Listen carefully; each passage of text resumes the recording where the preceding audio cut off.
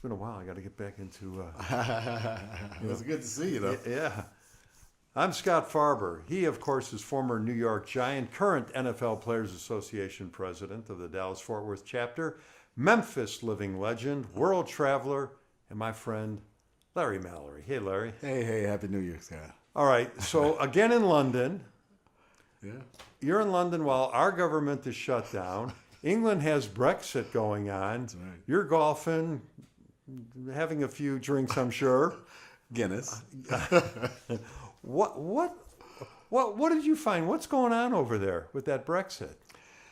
Wow, it's it's impacting so many things. When I flew in, I actually drove down to North Devon, which is about 4 hours south, and there were lorries backed up, purposely preparing for Brexit type impact.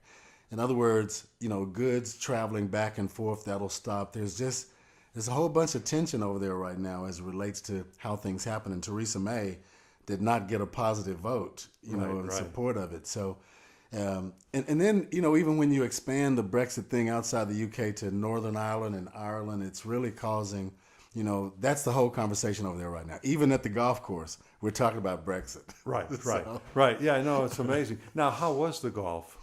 The golf was excellent. I'm a member of I was a member of one of the oldest golf course, the oldest golf course. Back when you lived there. Back when I lived there. Okay. It's called Royal North Devon. Right. And the town it's located in is called Westward Ho.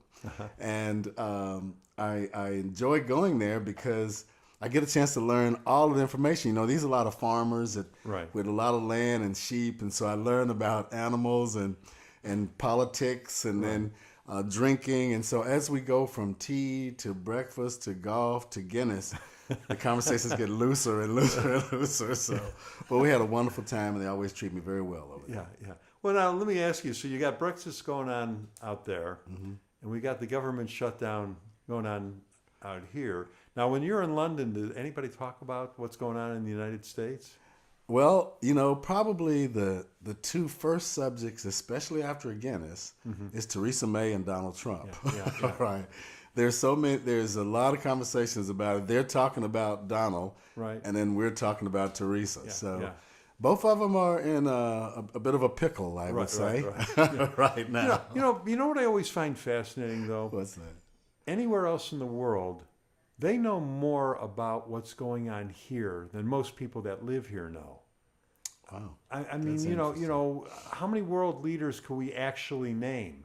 But if you go to any foreign country, they know a lot about American politics. That's a good point. That's a very good point. I think it also highlights the importance of having a credible leader, right? And making sure, because we've held such I think an elite and high level perspective by all other countries in the world. Hopefully we can maintain that. Right. Hopefully this 4 year or 2 year or 3 year or whatever period this time span is, hopefully it will not take us completely out of being morally and just being credible in the world's eyes. But don't you think every time there's an administration change, it's back to this is the United States, and maybe they're not happy with what's going on now, and they know it's going to change? Or do you really think that influence does have lasting effects? I think influence has effect, but I think that the most respected element of the United States is its processes. Yeah. It's the protocols. It's how we've developed our processes, how we put people in place, how consistent it's been, and how it's maintained a degree of civilianness, really, of credibility here. So I think our process is more important than the person. Right. And so hopefully the process will overshadow the present person. And see, you're ruining everything about what we think about athletes as being dumb jocks. Look at how smart you are. Well, being around you this much, you had a good influence on that. Yeah. All right. Well, here's another thing that I have to ask you about. You know my son Jordan. Yeah. And he is on the edge of being a millennial. He's a millennial, but barely made it. And he says all the issues in this country that are bad, from climate change to pollution to even the divisiveness in the government in this country, is all the fault of the baby boomers. What do I say to him? I mean, he blames the baby boomers, and he gets loud and angry, and there's no discussion. I tried to explain that I think maybe every generation kind of looks at the mess and says it's all the generations before fault. And he says, no, you guys, the baby boomers, have ruined everything and ruined it for the millennials, and they'll never clean up this mess. What do I tell them? Well, I'm going to try to talk my way into what you're telling me. What I found interesting as you were explaining at first is that, a lot of times people punch down. Right. Now the millennials are punching up. Right. You know what I mean? And so that's interesting because I think the impact of our present conditions have a lot to do with that perspective of punching up. Yeah. One thing about the United States, to me, it seems as though we've always gotten better. Right. And he claims we made it where they can't get better. Exactly, and that's what's so interesting about that perspective. Is it that the historical improvement process of America is being looked at by the millennials, or is the impact of the present leadership Right. having that type of impact on millennials because of how they've seen progress in the past and now how they're seeing whatever they view this as now? Well, and I also think part of it is they're starting to get interested in things they were never interested in growing up. And they're starting to worry about, gosh, I have to actually go to work, after I'm out of school here, even though I'd like them working while they're in school. Yeah. But, and that might be part of the process of growing up and everything. But they're pretty adamant. I just remember, when I was his age, I wasn't worried about blaming the previous generation. I guess we couldn't because they got dubbed the greatest generation ever. Yeah. But you're right. We always saw the progress because we always thought of the turn of the century as was the olden days, and I'm talking about from 1899 to 1900 as the turn of the century. But it's and then we slowly watched the progression of nobody's alive from the 1800s anymore. Maybe there might be one somewhere. But we noticed every one of the generations from 1900 to 1910 to 10 to 20, the progress. Right. And here came the airplane in 1903, and, here came electricity. And now we used to marvel at everything. We used to marvel that they landed on the moon. Now it's an app for everything. You want to go to the moon? Here's an app. No, you hit the nail, and that's what and we don't. Nothing excites us anymore because it's expected. It's expected to have all this technology, and I'm not going to be shocked when you tell me the next great thing because, of course, we should have it. You and I had maybe 10 or 12 impressions a day. Right. That's all right. They heard a beep. We're going on. You and I had maybe 8 to 10 impressions a day. We had a big a television that only had 4 channels. Right.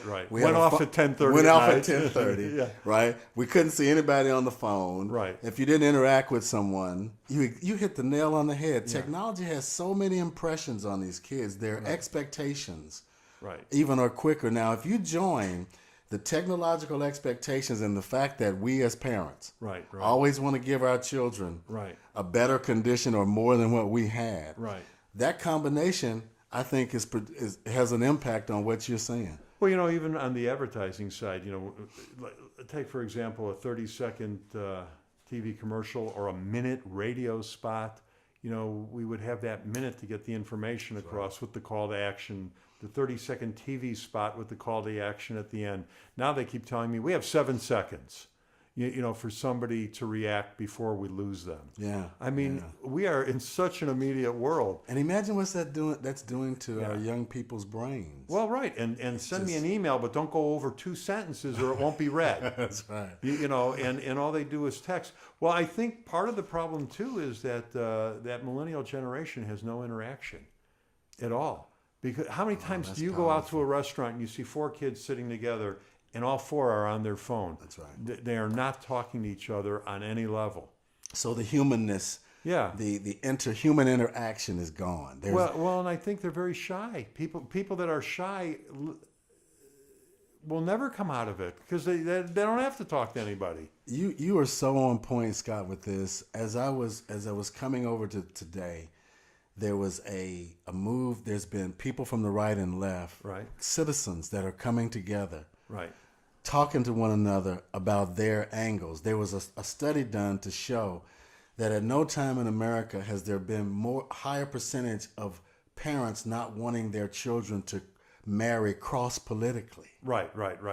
And so these sides, and I can't remember what city they were saying, but there's different cities where people are just on their own coming together, talking about things. Right. Because our leadership is not doing that. Right. And they're finding, on the radio, they were saying they were finding that there are more similarities in humans than it is differences. Right. Even if I believe in something different, that has had an impact on Right. exposure from the past. Well, we've always kind of said that, though. Yeah. You know. But coming together, and sitting and talking and publicizing it and promoting it. Right. I think is something that can help all the things that the technological separation, the non-human interaction, Right. the expectations of having more than we ever, than the Yeah. previous generation. Yeah. I think one of the ways that can happen is for us to talk more, Yeah. and to understand each other more. Well, will we ever get to the point where, instead of talking about it, we will actually people will look at each other as one community? I mean, will we ever really get to that point, or is there always going to be, Yeah. racism and bigotry? Will that always be here? Or will it ever finally go away? To me, that's a hell of a question, because with me living in so many different countries, Right. and having a sincere appreciation for what America is about, Right. to me, what you just described is what America is. Right. It's a melting pot. It's an opportunistic hope for Right. people. That's what's But potentially being when taken will we- away. But when will we? Okay. You 'Cause follow I was me? going to say, because When that advertising, imagine this, just what you're saying, at a time when there was not a whole bunch of technology, people looked at us as the hope for the world. Right. Now with all this technology, if we don't continually reinforce that, Right. then we open up the doors for people to have different perspectives and for our leadership to be able to move in the direction that they're moving. That's what America was for me and for people in the places that I live. It's a place of, if I can get here, my life changes. I'll work. Right. I'll contribute. I'll be a better citizen. Right. On and on and I'm on. not going to be harmed. Yeah. Well, and then the other thing too, I haven't seen anything really. I just saw it in passing somewhere that China landed on the backside of the moon, and they're growing plants in the spaceship or something.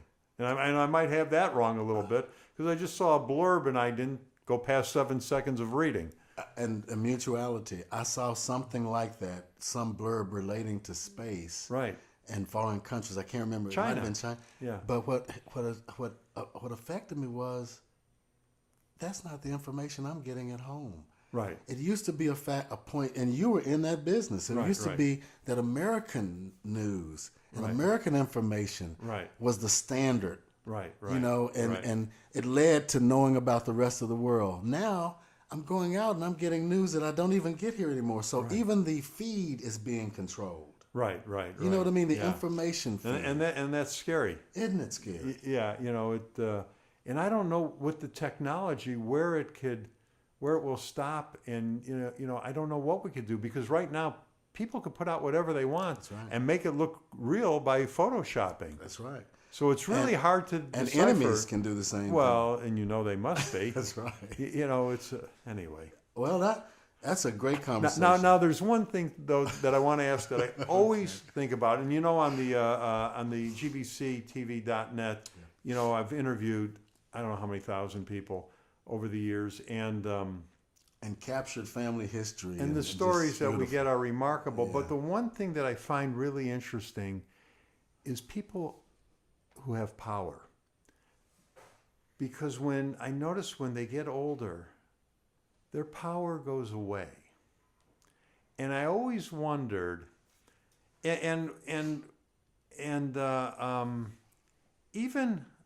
and I don't even want to talk about this really on the show, but even Michael Cohen, Donald Trump's attorney. Right. My wife is feeling sorry for him when she sees him. He looks so pitiful now, and yet you go, well, he really did some bad things. So it's the fine line of feeling sorry and he got caught. But I see him now. His power is gone. He's a different person now. he can't be out there and pounding on you and telling you what he's going to do to you if you don't do this or that. So maybe he's even a bad example, but I always pictured in my head Hitler. Here is the most heinous creature on earth probably ever, and in power. And what happened, I just always imagine, because I do a lot of speaking at senior homes, and I imagine, what if he had lived and was sitting in his 90s in a wheelchair in a senior home with a little blanket on his lap, next to a little old Jewish man maybe with a blanket on his lap. Wow. What would that conversation have been? I mean, because Hitler would have had no power, no control anymore. He would have been in the same boat of the other 95-year-old, limited in mobility and anything. It's just a thing that's always been an interest to me, because I look at guys in power, and then when they get old and they have no power, and young people don't even know who they are. Yeah, yeah. As you were making that comparison, while as you were speaking, I was making a comparison to South Africa. Right. I was visualizing Hitler in a wheelchair, right, and people that he's destroyed next to him. Right. I remember when I was living in South Africa and apartheid was being adjusted. Right. And they actually had a session where the police came before people that they had killed and murdered, and they apologized. Now, that was a complete shift in power. Right. You know what I mean? And it's maintained itself, but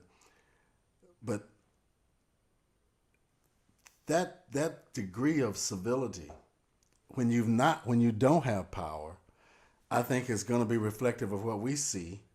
Right. When our leadership's 4-year term is over, I think that these three modules, Hitler and his impact on your culture especially, South Africa and its impact on apartheid, and now the impact that our present leadership is attempting to have in terms of separating us and not doing what we've traditionally done, which is come together, embrace, support. Even in the times when America has been promoted as the greatest place on earth, there's always been corners. Right.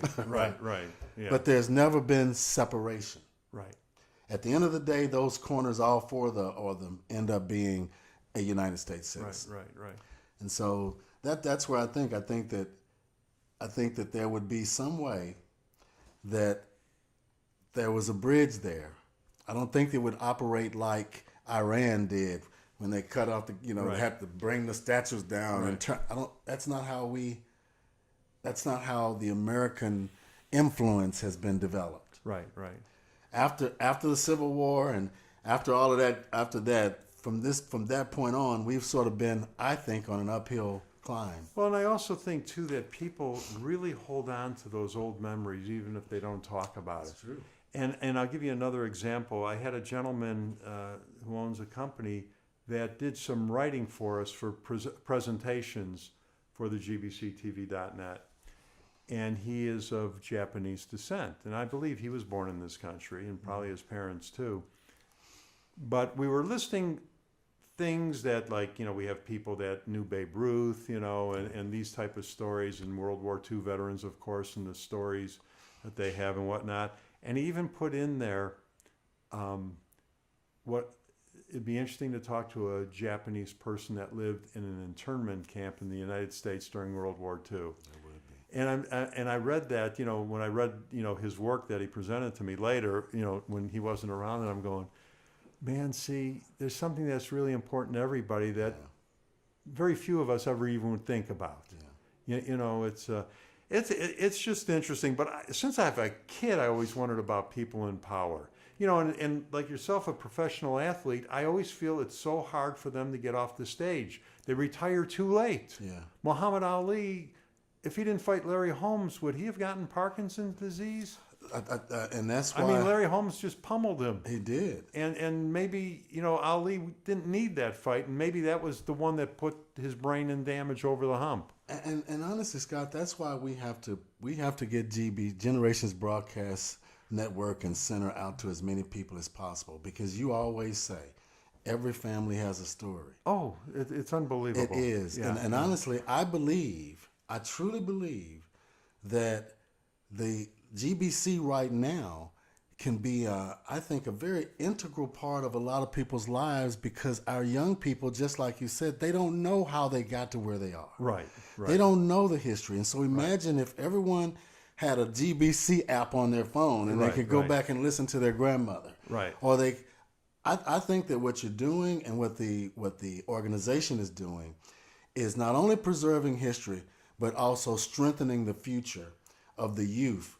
That they have all these impressions, and I think if we just keep getting out there and keep ensuring that they understand why they got there, I think you're doing a great job. Look, thank you. My mother, today's her birthday when we're taking Oh, this. really? She's 94 today.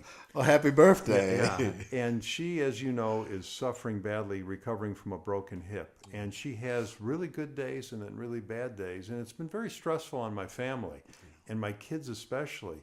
And I'm so glad that I have her on tape, because I don't want this to be what they remember of her. That's a great point. You know what I mean? Yeah. So I have her a bunch of times. She kept telling me, I got to talk more. So, we have her on the website 95 times. And, and she's told some fascinating family stories. And that's the thing that I want my kids to remember. You don't want them to remember the last couple of years of grandma being sick. You know what I mean? Yes, So I do. Anyway. So keep up the good work. We got to get as many people as we can to look at GBC. And also, we somebody talked me into it. We put up a Kickstarter to help fund some of the videos we shoot. So if people just go to Kickstarter and look for gbctv.net, donate some money. Help us keep taping. And thank you. Yeah, and thank you very much. Anyway, let's talk a little football today. Oh, okay, that's right. know, We do know a little about sports, though. Yeah, let's do that. You were talking before we went on the air something very interesting about you're noticing in all these playoff games we had a young quarterback, the up-and-coming star, and the aging quarterbacks. Yeah. And the aging quarterbacks still did pretty well. They did. What do you see going on there?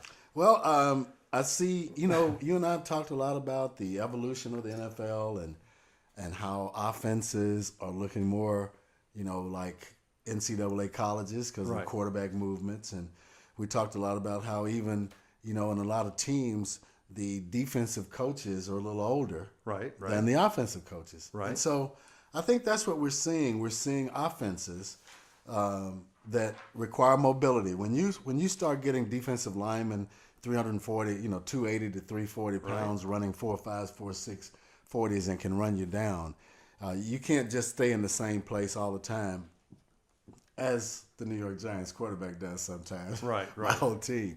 So what I'm seeing is a movement. I'm seeing a quarterback that you not only should you be able to pass, but now you got to be able to move around that pocket and keep things moving. A perfect example is Patrick Mahomes. Right. He's done a great job this year. Right. He's just an incredible talent. He is. All right. So something a little bit off the track. Kyler Murray. Got a bunch of money to play baseball, and now he's going to go into the NFL draft. I saw that, yeah. What is your thought on that? If you could play in the NFL or play baseball, knowing baseball pays more money, baseball, your career is usually longer. Correct. And baseball, there's less damage to your body. I totally agree. But there's a love of football. And when you're 22 years old, you don't think you're going to be 50. That's a great point. You think you're going to be 22 the next 35 years. That's a great point. And then you'll be 23. Yeah. You know what I mean? Yeah. So, what advice, you as a former NFL player and very involved with the concussion issue and some of the struggles that NFL players, former players might have, what advice would you give to Kyler? Well, I would first start off by not really giving him advice, but analyzing what he's doing. I think that, they say Homeland Security says in a capitalistic country, it's about capital. Right. he already has, I would think that based upon all the visibility that we now have on young people playing football versus baseball and all of that, I would think that his parents still has an impact on him. Right, right, And so I believe right, that this is his agent, right? right. Putting him out there in the draft just to measure it. Just to have the comparison. Exactly. And therefore possibly stimulating more money on the baseball side. But you know, he was drafted very high in baseball. I don't even know how to, I don't even know how If to. you really want me, give me another 100,000 or give me another meal. Yeah, well, I think it was 15 million. Yes, you know, but I just don't know. As a talented guy, can you stand out and become that star in Major League Baseball like you can as a quarterback? Because he's got so much talent in football. Now he's a little small. Yeah. But boy, does he move, and he flings that. I watched him all year. He flings that ball 60 yards like it's nothing. That's true. You That's know. true. And his gait, his pace is quick. So Yeah. he's very Oh, elusive. he's extremely talented. I have no doubt he'll succeed even with his short stature in the NFL. And even with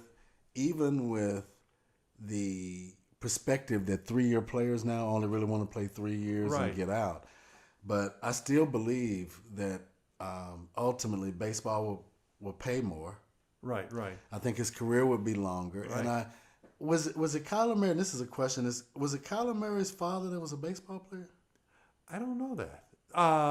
No, I remember seeing something recently about somebody whose dad. I don't think it was Kyler's. Okay. But I like what you just said. Is the plan for Kyler to play 3 years and then go to baseball?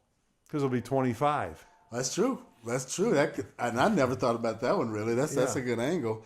But I believe that the agent, I mean, not many agents get a chance to pit the Major League Baseball against. Yeah, was he a gold mine for the agent? Exactly. Well, you know, and then I was thinking too, he can't play both sports like Bo Jackson did, or what's his face, the Dallas Cowboys. Deion Sanders. Deion Sanders did, because there's they would have to play baseball and then just play a part of a football season, and the quarterback can't come in and play part of the football season. No, and that's an interesting statement because in our day and in the days that we could do that because you were left on your own during off season to prepare yourself for the next season. Right, right. Now that they're playing, a minimum of $4.95, they're in and out of the facilities all year. Right. They have expectations if they go home. They have different expectations of working out, and so the team is keeping more of an eye on them throughout the year than they did on us. Yeah, they're not getting second jobs like they did when we were kids growing up. You hit the nail on the head. I mean, and we keep talking about GBC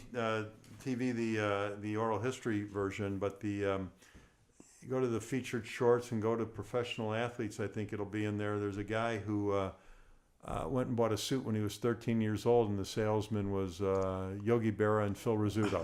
Right, that's the shortstop and the catcher of the Yankees. Both in the Hall of Fame, but both needed a second job That's right. to make ends meet. So it was a little bit different.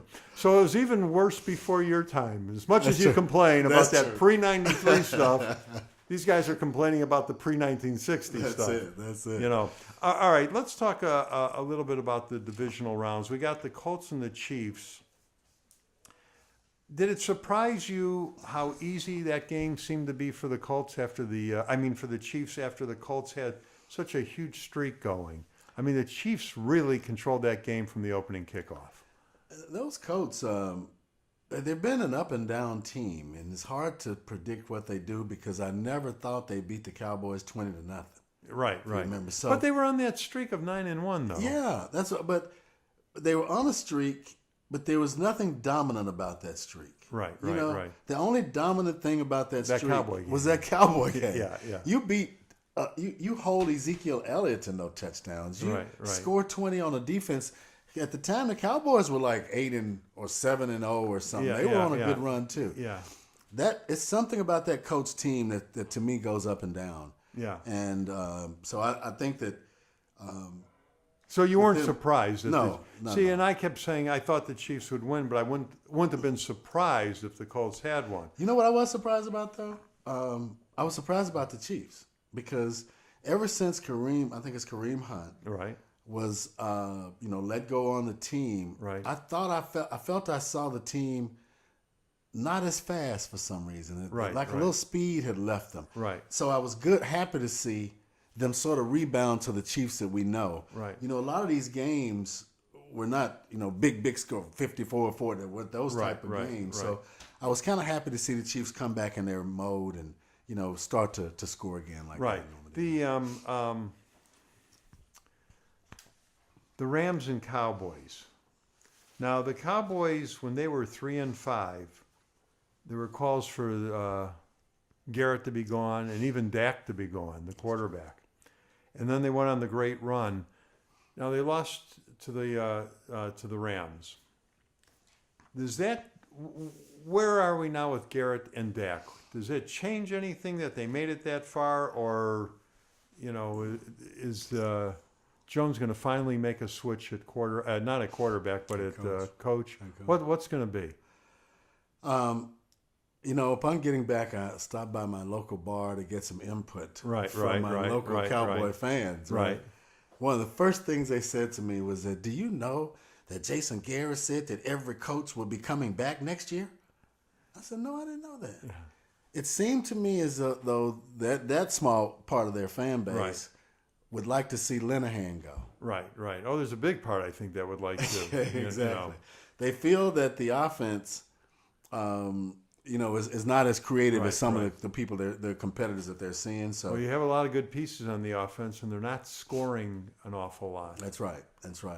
I think that offensive line is not the same one that we had Dak's rookie year. Right. I think they were at their peak then, and hopefully they can sort of rebuild that in some way. But so how much can you actually blame the coach, the offensive coordinator, or do you got to put some blame on the athletes? On the players, where does it? I know the coach is the one that's going to get fired. If a change has to be made, and one or two players might flip out, but where does the blame really lie? I mean, how is it? I think at this point in the season, the blame lies with the coaches because it lies with preparation. Okay. You've gone 16 games in the season now. You've made the playoffs. You should, in fact, a perfect example is the statements that Sean McVay had, which was, I played for his grandfather. Right. His statement, Jared Goff. Jared Goff's statement was that they were pretty prepared for the Cowboys defense. They studied them. Right. They put in a system that they felt was effective against them. But at every game, there's going to be a losing team. Right. But the losing team is not from the planning. It's from the individual competition. Right. And that's what we've talked about a lot. Right. Okay, so you're putting the blame squarely on the coaching. Right. And their planning and everything. So that's why Belichick can switch people and still do a good job. Well, that's right. And there was a big article about how Belichick, all the great assistants he had, and none of them have panned out to be great head coaches. And so you wonder about that. Belichick runs a machine, and they all fit their parts. But then, and I always talked about, too, the Bears just lost their defensive coordinator, Fangio, and he's going to be the head coach of Denver. And, that's right. I saw that. That's right. But, the Bears kept him, and I think paid him, or close to, head coaching money to keep him as a defensive coordinator. So I wonder, does everybody really just want to be a head coach, or can you have a good career and say, I'm going to be a defensive coordinator and make a ton of money and really be credited with being a great defensive coordinator? I think that the salary levels that the coaches have gone to now, either one of those are pretty good. So you can be content without being the top guy. Exactly. And run your division. And sometimes what you're also seeing, and this is our conversations, you're seeing older head coaches come back to their position and be, if they're defensive coaches, it's better. So Wade Phillips. That's right. Yeah. You're seeing them come back because the defense requires a degree of history and stability and preparation, and the offense now is flamboyance and scoring. Right. And so you're not going to get an old Wade Phillips in there, with trick plays like they have in Kansas City. Well, it's funny because you say scoring. The 4 teams that are remaining, and I'm jumping ahead a little bit, are the top 4 scoring teams in the league. And really? yet it seems like defense, when we get to the playoff times, defense win football games. And that's the historical analogy. Yeah, in it. you know. The All right. Well, analogy. let's since we are jumping, let's backtrack just a minute here. The Patriots and Chargers. You talk about a well-oiled machine. I mean, the Chargers were not in that ball game, and boy, did we see Rivers was frustrated the whole game. And that, in fact, I was going to flip it and start to ask you questions. I didn't get a chance to see the full game, but I was told that Rivers it just didn't click. The Patriots got out to like a 20-0 first half or something. Well, Rivers didn't click because he had 1 second to throw the football. Oh, I mean, he had no time. we were rushing 7 or 6. I don't think that they were blitzing? rushing. Yeah, no, I just think that they were destroying them at the line. Oh, really? Whatever they did, I mean, he just didn't have the time to throw the ball. That's a perfect analogy of what we were just talking about. When your plan is right for the team, Right, what it reveals is where there might be a talent discrepancy. right, right. So when you get your plan right, now it comes down to each player, and Right. there might be a Doing their, right tackle that had an injury and Right. a left defensive end that's coming off of Right, you- right. You know what I mean? Yeah. So that's how you have to start at the top and break it down. Okay, where do I have my advantage? Right, right. And really on the Patriots type of strategy, that's what they do. They start off team wise, but they break it down to where's my individual Right, advantage. right, right. No, it was just very interesting because, I was watching Brady, and we talk about how great he is, but I'm going, any quarterback could have looked good on Brady's side the other day because he just stood there and waited. Had so much time. He just stood there and waited. Okay, I'm going to take another bite of this sandwich. Okay, oh, he's open now, I'll throw it. I mean, it was so it was a well-oiled machine. New Orleans and Philadelphia and a former Chicago Bear drops I think Philadelphia would have won that game if Alshon Jeffrey would have caught that pass with a minute or whatever left, around the 20-yard line when they're going in for the winning score instead of letting it go through his hands. And the guy behind him intercepts it, didn't he? Yeah, about 10 Lattimore? yards behind him, yeah. Yeah. I mean, I couldn't believe that when it happened. And Alshon Jeffrey, when he played for the Bears and even when he played for Philadelphia in the Super Bowl, and we've seen, he makes the most unbelievable catches, and people are giving me excuses. Well, he had broken ribs.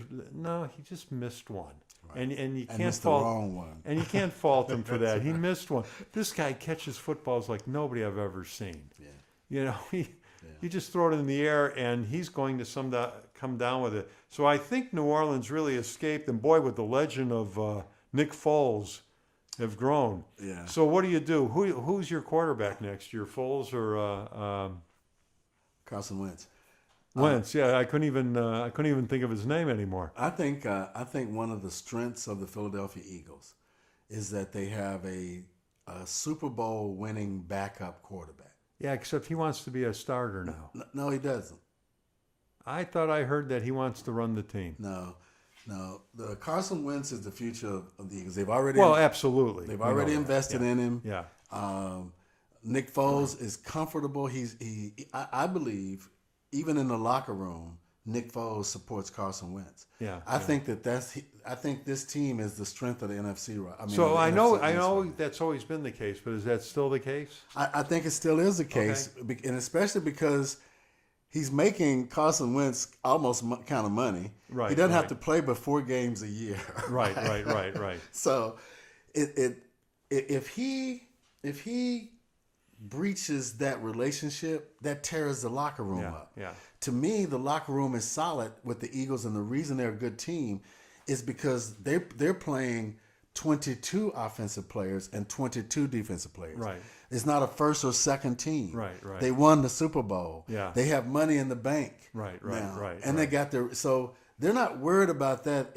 Their thing is keeping the. Well, they just have to pay Foles some money. That's it. Some starter money. And they can do that because they have. Yeah. But all in all, that's the strongest team, Scott. When you don't have you have competition, but not aggressive or negative leadership. Right. And both Nick and Carson, I think that they're perfect Get for it, that team. And I always said that the best job in the world is a backup quarterback. Yeah. you make a lot of money. And don't have to do as much. And you don't have to work quite as hard as the other guy. That's right. So it seems like a good job. All right, before they throw us out of here, the conference finals. We got the top 4 scoring teams, as we mentioned. The Fence wins games, it seems like, in the history of the playoffs. And you got Kansas City hosting the Patriots. It's going to be like 15 degrees outside. Does the cold weather affect football playing? I mean, you played in the cold weather. You played in snow. You played in rain. You played in the heat. True. What if you had your druthers? Did it matter? It mattered. It did matter if we knew that we were playing like a warm weather team, because we do certain things like the linemen would come out with no shit. Right. Yeah. Let's see, because a lot, even in the so it was a head game. It was a head game, Yeah. exactly. Okay. So I think that when you get to this point, and the checks are great at this point. Right. The next check is a big Super Bowl check, so you're getting not only your playoff check, but your regular season check too. Right. Yeah, it's a good time. Yeah, that's a really good time. So I don't think that the weather is going to matter, honestly, at all. Yeah. And for these two teams, both of them are accustomed to it. Yeah. They're It's funny because when I played ball, I never wore a glove playing football. Quarterbacking, I never wore gloves. Catching a football, I never wore gloves. But I was playing catch with my son not too long ago. And he said to me, of course, Dad, this is the worst I've ever seen you throw a football. Your age is showing. So we got over that. So I went out the next day and showed him I could still throw the ball. Not as good, but I did better than the first time. Okay. But then I realized I put on just a glove. And let me tell you something. It was so easy to catch that ball with the glove on. There was no pain from the cold. I mean, it was amazing, the difference. Yeah, it is a difference. So is that helping the players now with the wearing of the gloves compared to I remember Fred Biletnikoff would just have that stickum all over himself and go stick his arm up in the air and the ball would stick to it. That's right. Do the gloves really help the players? It really helped me in the front yard. And it really helps the players. It does. Honestly, yeah. If you can get your hand on the ball, and I don't know if it's technology or not, but you also seeing a lot more one-hand catches. Well, and I'm thinking too, in the cold weather, getting your hand on the ball coming at you, zipping at you at 60 miles an hour in the cold, it's hard to catch it. It's hard. Yeah. And don't let it be wet too. Right. So that glove takes all of those things away, I think. All right, Kansas City and the Patriots. I got Kansas City. Yeah, me too. Andy Reid. Yeah.